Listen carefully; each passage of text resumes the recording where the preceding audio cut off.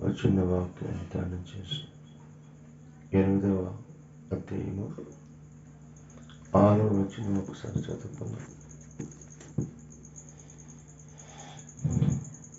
నీవు జాగ్రత్తగా దేవుని వెతికిన యెడల సర్వశక్తి కలిగిన దేవుని బ్రతికినాడుకుని యెడల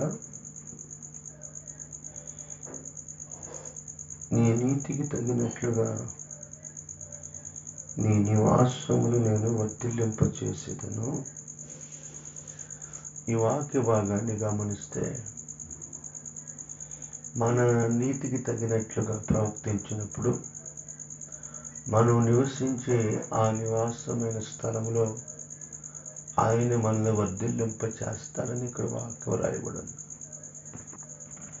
అంటే కొన్ని సందర్భాల్లో మనం ఉంటున్న స్థలంలో మనకి నష్టాలు, కష్టాలు, కన్నీళ్ళు, శోధన రావచ్చు. కానీ దేవుని వాక్యం అంటుంది, ఏమనంటుందంటే నువ్వు ఎక్కడున్నా కానీ నీ నివాస స్థలంలో నేను వర్ధిల్లింపజేస్తాను అంటున్నాడు. ఈరోజున మనం వర్ధిల్లాలి. ఈరోజున మనం ఉంటున్న స్థలంలో మనకి నెమ్మది కలగాలని మనం అనుకుంటే మనం ఏం చేస్తే మనకి నెమ్మది వర్ధిల్లింపు అవుతామంటే ఇక్కడ రాయబడి ఉంది, దేవుణ్ణి మరచు వారికి అని ఉంది. మనం దేవుణ్ణి ఎప్పటికీ మర్చిపోకుండా ఉండాలంట. మన నివాస స్థలంలో ఆశీర్వదించబడాలంటే మనం దేవుణ్ణి ఎప్పుడు మర్చిపోకుండా ప్రతి క్షణం ఆయన జ్ఞాపకం చేసుకుంటూ ఉండాలి.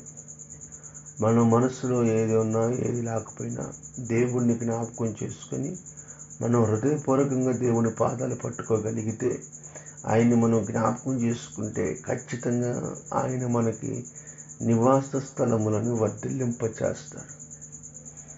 అందుకని మన కుటుంబంలో మనశ్శాంతి ఉండకపోవడం కారణం, మన కుటుంబంలో నెమ్మది ఉండకపోవడం కారణం ఏంటంటే మనం దేవుణ్ణి జ్ఞాపకం చేసుకోవట్లేదు. అందుకని బైబిల్లో ఉండిద్ది, శతాధిపతి అనే దేవుడిని జ్ఞాపకం చేసుకున్నాడు, ఆయన గుర్తు తెచ్చుకున్నాడు. అందుకని శతాధిపతి వాళ్ళ కుటుంబంలో వాళ్ళ దాసుడికి దేవుడు అనారోగ్యాన్ని తీర్చి స్వస్థపరిచాడు. మనం దేవుణ్ణి జ్ఞాపకం చేసుకుంటే మన జీవితాలు ఆశీర్వాదకరంగా ఉంటాయి, మన నివాసాలు వర్ధిల్లుతాయి, మన బిడ్డలు అభివృద్ధి పొందుతారు, మన కుటుంబాల్లో శాంతి సమాధానాలు కలుగుతాయి.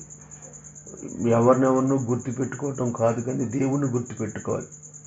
నేను అన్నవాళ్ళు, నిన్ను తిట్టిన వాళ్ళు, నేను అపహాసించిన వాళ్ళు మాటలు మనం పక్కన పెట్టుకొని దేవుణ్ణి జ్ఞాపకం చేసుకుంటే ఆయన ఖచ్చితంగా మన నివాస స్థలములను ఆస్వాదిస్తాడట.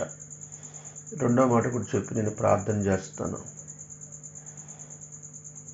అది నేను నిన్నెరుగని ఎప్పుడు అని నేను చూసేదను. సంతోషం కలిగి ఉండుడి. మన జీవితంలో మనకి సంతోషం, ఆనందంగా ఎప్పుడైతే మనం ఉంటామో మన నివాస స్థలములను ఆస్వాదిస్తాడు దేవుడు. పచ్చడి తిన్నా కానీ మనం ఆనందంగా ఉండాలి. పూరి గుడిసెలో ఉన్నా మనం ఆనందంగా ఉండాలి.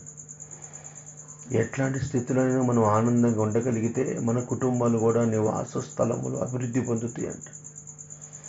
ఆ ప్రియమైన దేవుడు వాడు ఏ దుఃఖం గురించి, ఏ సమస్య గురించి, ఏ విచారణ గురించి నువ్వు కృంగిపోతున్నావో వాటి నుంచి దేవుడు విడిపించి నీకు సంతోషాన్ని ఇస్తానంటున్నాడు. నీ నివాస స్థలములను ఆశీర్వాదకరంగా ఉంచుతానని చెప్పాడు. ఆయన మన నివాస స్థలములను ఆస్వాదిస్తాడు.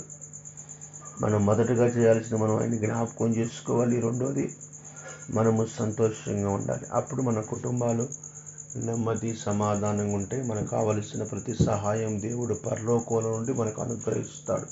మన నివాస స్థలములను ఆశీర్వాదకరంగా మారుస్తాడు. అటు కృప పరిశుద్ధ ఆత్మదేవుడు మనకు తోడే ఉండునుగాక. ఆమేన్.